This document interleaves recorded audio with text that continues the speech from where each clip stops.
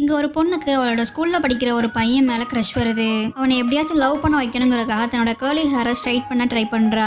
ஆனா அவ எவ்வளவு ட்ரை பண்ணியும் அது ஸ்ட்ரைட் ஆகாததால சாலான்ல போய் பண்ணலாம்னு பாக்குறா. அதுக்கு ஒரு 2000 ரூபாய் செலவாகணும்னு சொன்னதால வீட்டுல இருக்கிற உண்டியெல்லாம் உடைச்சி காசு தேடுறா.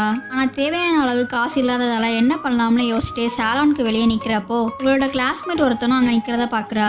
அந்த சாலனோட ஓனர் தான் அவனோட அம்மான்னு தெரிஞ்சதும் அப்போதுல இருந்து அவன்கிட்ட நல்லபடியா நடந்துக்கிறா. அப்படியே ஒரு நாள் அவன் கூட சாலான் போன அவகிட்ட அவனோட அம்மா அவனோட கால் சரியாகிற வரைக்கும் நீ அவனை நல்லபடியா பாத்துக்கிட்டனா நான் உனக்கு ஃப்ரீயாவே ஹேரை ஸ்ட்ரைட் பண்ணி விடுறேன்னு சொல்றாங்க.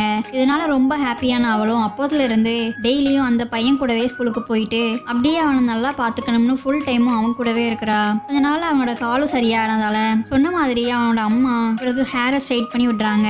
இப்ப ஹேர் ஸ்ட்ரைட் ஆனதும் கிரஷ் கிட்ட ப்ரொபோஸ் பண்ண போனவளுக்கு அந்த பையனோட ஃபேஸ் தான் ஞாபகம் வருது. இவளுக்கு தெரியாமலேயே அவன் மேல லவ் வந்துட்டுன்னு இவளுக்கு அப்பதான் புரியுது. அதனால அவன்கிட்ட போய் இவளோட லவ்வை சொல்ல அவனும் ஃபர்ஸ்ட் இருந்தே இவளை லவ் பண்ணேன்னு உண்மையை சொல்றான். அது மட்டும் இல்லாம அவளோட கேர்லி ஹேர் தான் அவனுக்கு பிடிக்கும்னு சொன்னதால அவளும் பழையபடி கேர்லி ஹேர்க்கே மாறிடுறா.